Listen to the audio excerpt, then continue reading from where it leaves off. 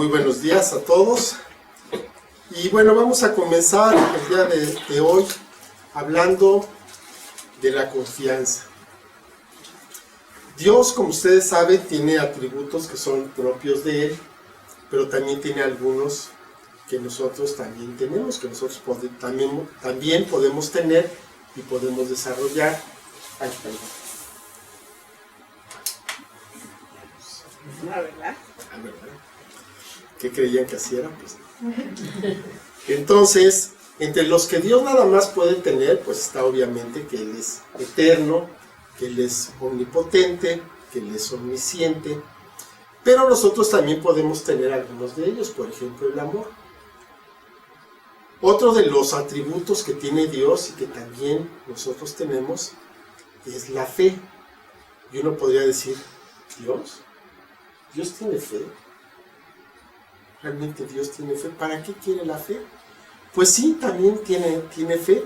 Y vamos a ver lo que es la fe. La fe viene del latín fides y se define según el diccionario secular. Dice la seguridad o confianza en una persona, cosa, deidad, opinión, doctrinas o enseñanzas que se manifiesta por encima de la necesidad de poseer evidencia que demuestra la verdad. Y aquí es muy importante esto que está diciendo. Se va a manifestar encima de la necesidad de poseer evidencia que demuestra la verdad. O sea, nadie te lo puede demostrar, o nadie te lo ha demostrado, pero sin embargo, tú lo crees. Eso es la fe. Y según la palabra en Hebreos 11:1 dice, es pues la certeza, la fe, la certeza de lo que se espera, la convicción de lo que no se ve. Entonces vemos que no se contradice, va más o menos una con la otra.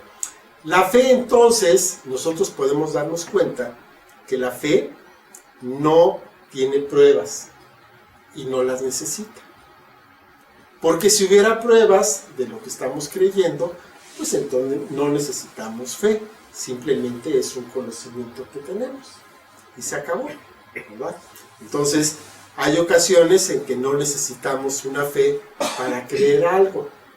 Por ejemplo, si alguien me dice, una persona ahorita acaba de regresar de viaje y dice que fue a Islandia. Bueno, pues si él me dice que fue, pues yo le creo que fue. No necesito mayor problema. Pero si además de eso me enseña las fotos de dónde está él allá, bueno, pues entonces ya no es fe, ya es una certeza porque yo ya lo vi. No estuve con él allá, pero vi que estuvo en ese lugar. Entonces ya no necesito fe para creer lo que me está diciendo, porque lo estoy viendo. Hay una evidencia que me permite asegurarlo, de hecho. La fe puede ir en contra de las pruebas, incluso como en un juicio. Hay ocasiones en que una persona puede decir que es inocente, por ejemplo, y las pruebas demuestran lo contrario. Las pruebas van en contra de lo que esta persona dice, pero sin embargo, pues a lo mejor el jurado cree en esa persona y entonces es declarado inocente a pesar de las pruebas. Entonces, vemos esta situación acerca de la fe y de lo que es comprobable. Cuando tenemos fe, entonces no tenemos manera de comprobar de primera mano algo, pero sin embargo lo estamos creyendo. ¿Dios tiene fe? ¿En quién tiene fe? Pues en nosotros. Pues en quién más. Ahora sí que no hay mucho más para dónde moverse. Dios tiene confianza en nosotros, en sus hijos. Nosotros tenemos confianza en nuestros hijos naturales, los que tenemos hijos, pues tenemos confianza en ellos. Sabemos que le podemos pedir algo y sabemos que lo van a hacer. O pues si hay alguna situación, ellos nos pueden dar su versión de las cosas y normalmente creemos lo que nos están diciendo. Normalmente, hay veces que no, pero normalmente creemos lo que nos dicen nuestros hijos. Pero Dios tiene fe en nosotros también, como sus hijos.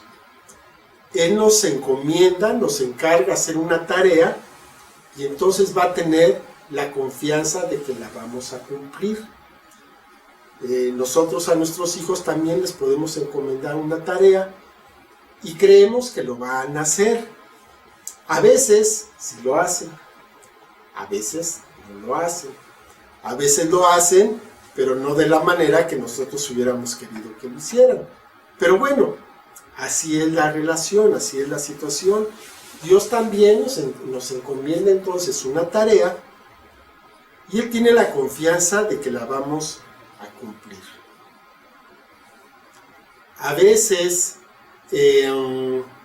nos puede encargar algo que nunca hemos hecho. Algo que incluso hemos hecho totalmente lo contrario.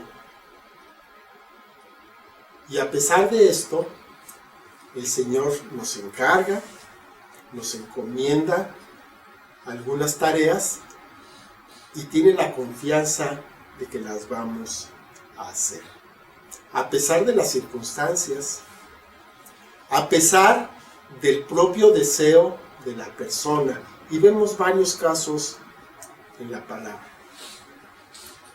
Por ejemplo, vamos a tomar a Abraham, del que pues todo el mundo habla. Abraham, que se le dio la comisión de ser el fundamento, la raíz de toda su nación, de todo lo que después vendría a ser el pueblo de Israel, la nación de Israel. Y dice Génesis 12, 1 y 2, pero Jehová había dicho a Abraham, aquí todavía no tiene H, vete a tu tierra y de tu parentela y de la casa de tu padre a la tierra que te mostraré, y haré de ti una nación grande y te bendeciré y engrandeceré tu nombre y serás bendición. Entonces Dios lo llama, le dice que se vaya de la tierra donde está habitando, que deje a sus padres, que deje a toda la gente que estaba allá, y que se vaya a una tierra que Él le va a mostrar después. Entonces cuando Abraham empieza esta peregrinación, ni siquiera sabe para dónde va. Pero creyó, y eso fue lo más importante. No tenía ninguna evidencia. Dios no le mostró en un mapa, le dijo, mira, aquí estás, aquí es donde vas a ir, y toda esta tierra te la voy a dar. Dios simplemente le dijo, sal de tu tierra, de tu parentela, y empieza a caminar. Y Abraham le creyó. Eso se llama fe, porque no tenía ninguna evidencia. Y todavía, estando ya en aquel lugar, le promete un hijo. Génesis 17, 19. Respondió Dios, ciertamente Sara tu mujer te dará a luz un hijo, llamará su nombre Isaac, y confirmaré mi pacto con él como pacto perpetuo para sus descendientes después de él. Bueno, pues el caso es de que Abraham para este tiempo tenía 100 años y su esposa Sara tenía 90, y además había sido estéril toda su vida. Pero en esas circunstancias Dios le promete que le va a dar un hijo. ¿Y qué es lo que hace Abraham? Pues le cree. Entonces Abraham, a pesar de las circunstancias, a pesar de la evidencia, le cree. Y entonces, pues resulta que sí, un año después, él ya tenía un hijo. Y no conforme con esto, todavía Dios le pide a Abraham que ofrezca a su hijo, ese que le acaba de dar, que ya para entonces pues era un jovencito de unos 13, 14 años, le pide que lo ofrezca en sacrificio.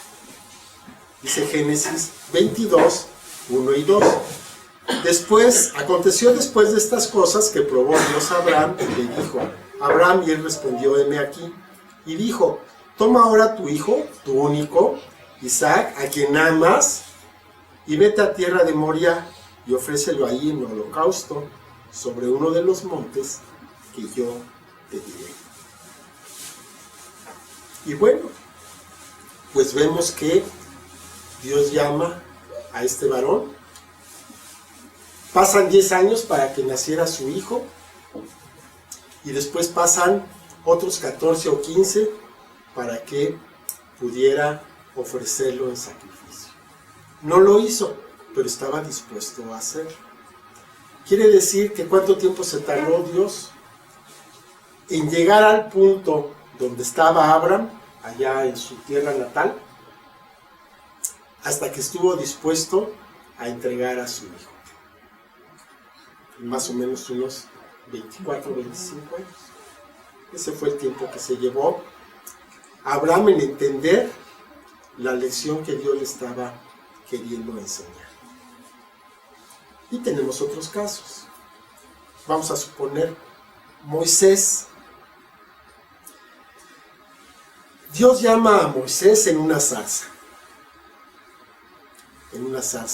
ardiendo que está en el desierto, y entonces pues se acerca a Moisés a ver cómo estaba eso, porque estaba ardiendo la zarza, pero no se consumía, lo que es muy extraño.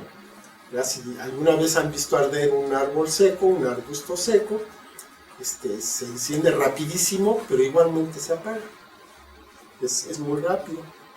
Yo sé de eso, porque una vez yo prendí un árbol de Navidad seco, estaba abandonado en la calle, entonces estaba con mis amigos y lo prendí, y sé por experiencia que enciende muy rápido, y aventó una flama que llegó casi hasta los cables de la luz, pero así como se prendió se apagó, no dura mucho tiempo. Entonces el bueno de Moisés vio esta zarza que estaba ardiendo, pues no le llamó ninguna atención, pero se dio cuenta de que no se consumía. Dijo, ah, caray, eso sí está interesante, eso sí está raro. Se acerca y Dios le habla en aquella zarza y lo manda a Egipto para que saque a su pueblo, al pueblo de Israel, que había estado esclavo ahí durante muchos años.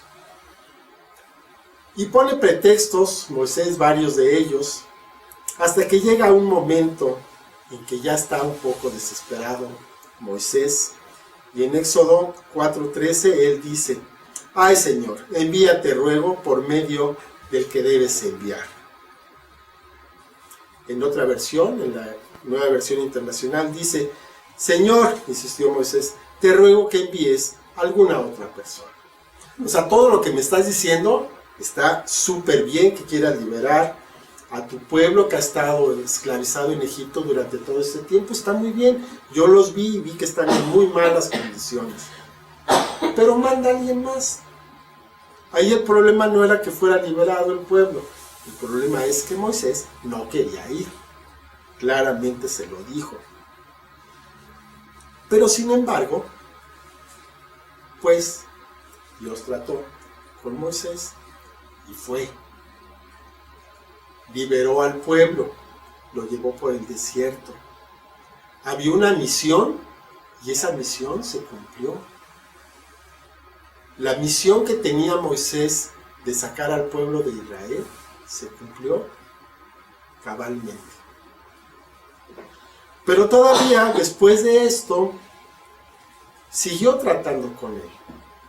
Y en Éxodo 33:11 dice la palabra, y hablaba Jehová a Moisés cara a cara, como habla cualquiera a su compañero.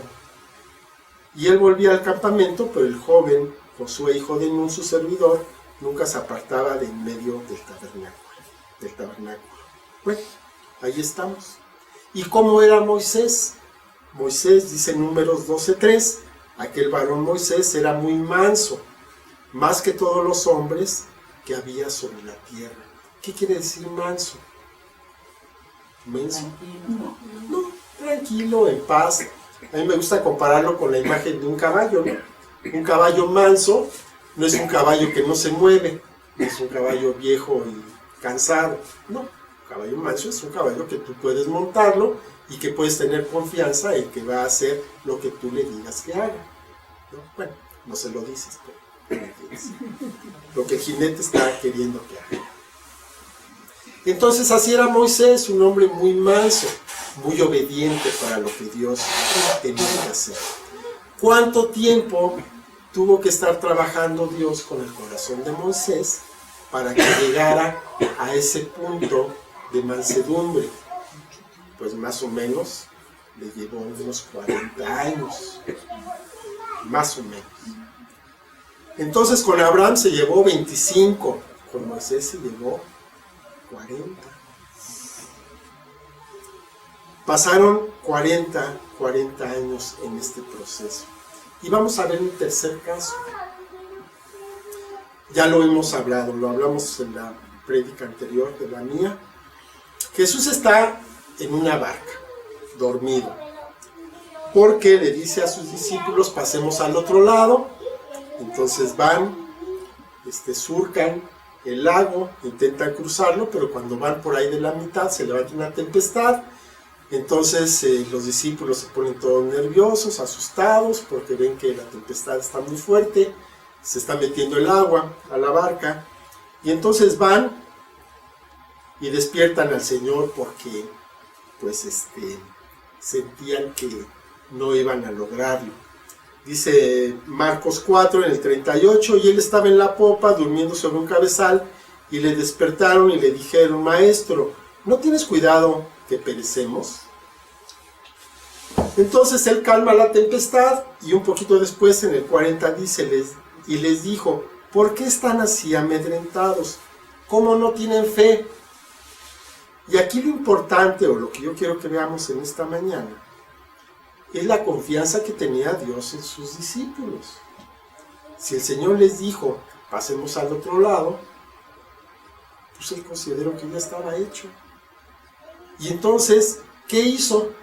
Estaba cansado, se fue a la parte de atrás de la barca y se durmió, con la completa confianza de que sus discípulos lo iban a llevar del otro lado. Él no estaba nervioso, no tenía miedo, no tenía ninguna duda de que iban a llegar del otro lado. No sabía cuánto se iban a tardar, si iba a ser rápido o lento, pero iban a llegar del otro lado, porque él les estaba encomendando una misión y les estaba dando los elementos necesarios para que la pudieran cumplir. ¿Cuáles eran esos elementos? Tenían una barca en buenas condiciones, y varios de los que iban a bordo tenían la experiencia, eran marinos, eran pescadores. Entonces ellos sabían cómo hacerlo. Dios lo capacitó y les dio los elementos necesarios, y tenían la confianza de que iban a llegar del otro lado. Sin embargo, tenía confianza en ellos, pero todavía no estaban en el punto óptimo. Todavía se tenía que trabajar en sus corazones. ¿Cuánto tiempo estuvo trabajando el Señor con sus discípulos? Bueno, estuvo 3 años en lo que digamos que fue el ministerio de Jesús, ¿no? En la tierra. Y después de eso, muchos años, hasta la muerte de cada uno de ellos. Todos ellos murieron, según la tradición, murieron martirizados, todos. Excepto uno, Juan. Ese también fue martirizado, pero no murió ahí, murió después. Pero todos tuvieron una entereza, tuvieron una integridad tal que les permitió ofrecer su vida en sacrificio antes de negar lo que Dios había hecho en sus vidas. Si nos ponemos a ver la vida de cada uno de ellos, inclusive de Abraham y de Moisés, pues no eran personas especiales, eran personas normales. Pero Dios, algo vio en ellos, los escogió y los capacitó para hacer lo que tenían que hacer, porque cada uno de ellos tenía una misión diferente. Y preguntamos un poquito ociosamente, ¿pudo Pedro hacer lo que hizo Moisés? Pues sí, yo creo que sí lo hubiera podido hacer, pero no hubiera sido igual, hubiera sido distinto. Al final hubiera llegado a lo mismo, hubiera soportado las mismas pruebas, hubiera dado el mismo resultado, pero el camino hubiera sido distinto. No sabemos si se hubiera tardado más tiempo o menos tiempo, pero seguramente también lo hubiera hecho. Y de la misma manera, ¿pudo Abraham ser uno de los discípulos de Jesús? Sí, ¿por qué no? Pero no sabemos el lugar de cuál de ellos hubiera tomado.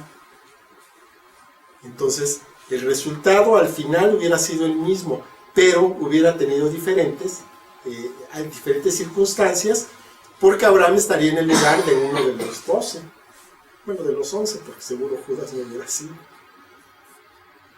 Entonces, ¿qué es lo importante aquí? Lo importante no es quién hace las cosas, lo importante es quién las asigna, quién las determina, quién da todos los elementos necesarios para que se puedan lograr. Y esa persona es nuestro Dios. Porque Él es quien asigna y Él es quien habilita, Él es quien capacita.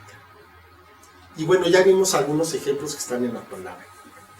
Ahora vamos a hablar de los que estamos aquí presentes. Vamos a hablar de ti, vamos a hablar de mí.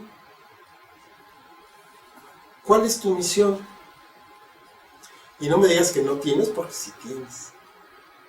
Cuando Dios te salva, cuando Dios te da el regalo de la salvación, es porque tiene un propósito para tu vida. Si no, simplemente no lo hubiera hecho. Entonces tú tienes un propósito. Tal vez todavía no lo encuentras. Eso es posible.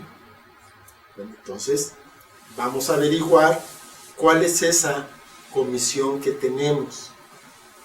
Vamos a preguntarnos por qué Dios me tiene aquí, en este lugar, en este tiempo. Y lo que Dios quiere que hagas, lo vas a lograr. Lo vas a lograr a pesar de todo, a pesar de que se levanten tormentas, a pesar de las circunstancias, a pesar de la edad que tengas, a pesar de la condición en la que te encuentres. Esa comisión que Dios te da se va a cumplir. Dios no tiene ninguna duda. Él sabe que se va a cumplir. Las dudas las tenemos nosotros. Nosotros somos los que luego no sabemos qué es lo que va a pasar. Pero Dios no tiene ninguna duda. Él tiene total confianza en nosotros mismos. Y eso como que nos hace un poquito, pues, sentirnos extraños. Qué compromiso, dijera por ahí alguien. Qué compromiso que Dios esté confiando en que vamos a hacer lo que Él quiere que hagamos. A veces tenemos dudas, a veces ni siquiera tenemos el deseo. Es más, muchas veces nos rebelamos. De alguna manera se nos muestra cuál es ese destino, cuál es esa misión que tenemos que cumplir. Y decimos, no, yo no voy a hacer eso. Como Moisés, ¿no? Pues manda a alguien más. Me parece muy bien que lo quieras hacer, pero conmigo no cuentes. Manda a alguien más, manda a mi vecino, manda a mi esposa, aquí presente. Pero yo no quiero hacer eso. ¿Nos podemos poner en ese plan? Sí, seguro que sí.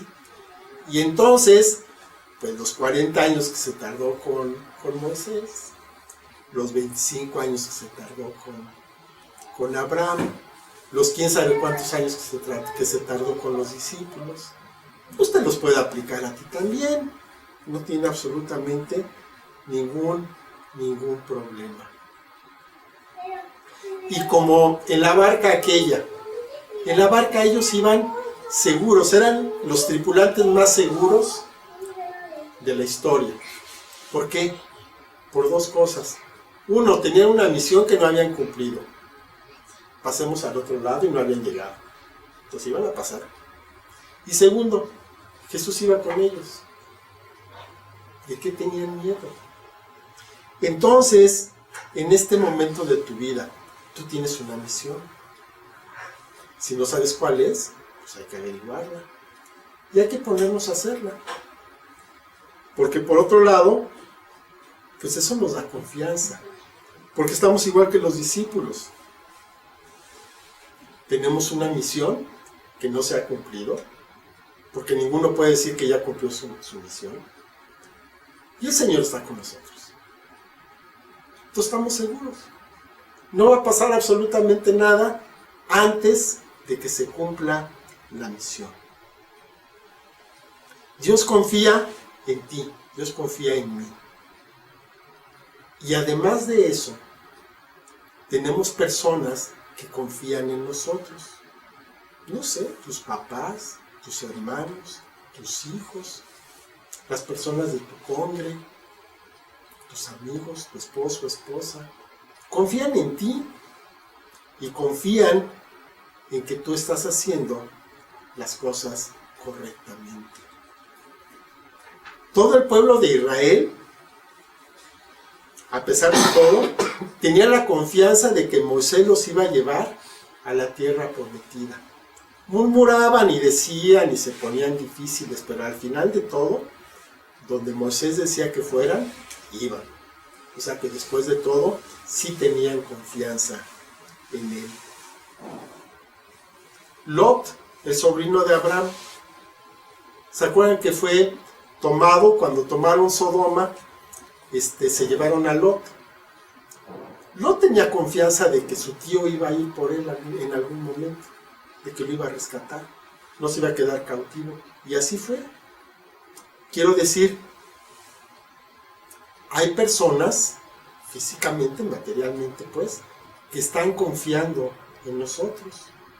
Si tú tienes un trabajo, bueno, pues tu empleador está confiando en que tú vas a hacer lo que tienes que hacer. Y dentro de tu familia hay gente que confía en ti. Y en tu congre hay gente que confía también en ti. A donde quiera que vayamos, tenemos personas que están confiando en ti. Cuando tú vas manejando, simplemente, un carro te ve venir y pasa junto a ti y tiene la confianza de que tú en ese momento no vas a dar la vuelta y lo vas a estrellar. Entonces la confianza que tenemos unos con los otros es algo que se da naturalmente. Y esto es algo que nos compromete para hacer lo correcto y que nos debe dar confianza. Nos alienta, nos compromete. ¿Qué pasa si alguna vez fallas, como todos hemos fallado? ¿Qué es lo que haces? Pides perdón a las personas que resultaron afectadas, por supuesto pides perdón a Dios, y después de eso, pues sigues adelante. No te vas a quedar ahí nada más tirado en el piso. Te levantas y vuelves a intentar. Con la gran ventaja de que ya aprendiste algo que antes no sabías. Porque cuando te pasa algo malo, debemos aprender. Si no aprendemos de lo que nos pasa, pues entonces no sirvió de nada, entonces nos va a volver a pasar. Hasta que aprendamos, como en la escuela.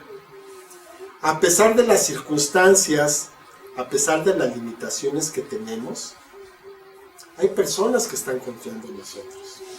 Dios está confiando en nosotros. ¿Qué es lo que tenemos que hacer? No decepcionarlos, o decepcionarlos lo menos posible. Ponernos a cuentas con nuestro Dios, ponernos a cuentas con las personas que nos rodean para poder hacer lo que tenemos que hacer. Averiguar cuál es ese propósito que tenemos en la vida y tratar de hacerlo lo mejor posible. Es más, la creación misma tiene confianza en ti.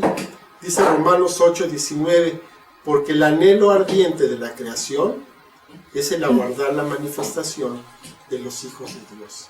Es aguardar la manifestación de los que somos hijos de Dios. Nosotros somos hijos de Dios. Por lo tanto, la creación anhela ardientemente que nos manifestemos a favor. ¿Qué estamos esperando? ¿Qué nos falta? ¿Necesitamos todavía algo de capacitación? Hay que pedirle a nuestro Dios. ¿Es algo que podemos hacer? Hay que hacerlo. Hay que ponernos a estudiar, prepararnos de la manera que sea, aprovechar los recursos disponibles para cumplir con esa misión. Porque Dios tiene confianza en que lo vas a lograr. Tienes personas a tu alrededor que tienen confianza en que lo vas a lograr, y entonces lo vamos a lograr. Vamos a orar. Padre bendito, te doy gracias, Señor, por esta palabra. Te doy gracias, Señor, porque a pesar de todo, a pesar de las circunstancias, a pesar de nosotros mismos, tú confías en nosotros.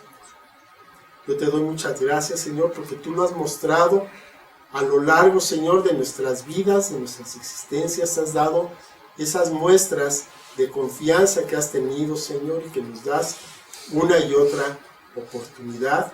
Y queremos ahora, Señor, no pedirte otra oportunidad porque la tenemos, sino que queremos, Señor, afirmar nuestros pasos en ti, en tu palabra, en tu verdad. Pedirte, Señor, que nos guíes por tu Santo Espíritu para que podamos hacer esto, Señor, que tú nos estás llamando a hacer. Te doy muchas gracias, Padre. Ilumínanos, danos, Padre, de tu sabiduría, danos de la mente de nuestro Señor Jesucristo, para que podamos enfrentar los retos, los desafíos, las tormentas que tenemos, pero que tenemos la confianza también nosotros de que vamos a pasar del otro lado. Te damos muchas gracias en el nombre de nuestro Señor Jesucristo. Amén. Amén. Bueno, pues muchas gracias por estar con nosotros. Gracias por atender este video y pues que el Señor los bendiga. Nos vemos pronto. Hasta luego. María, vámonos.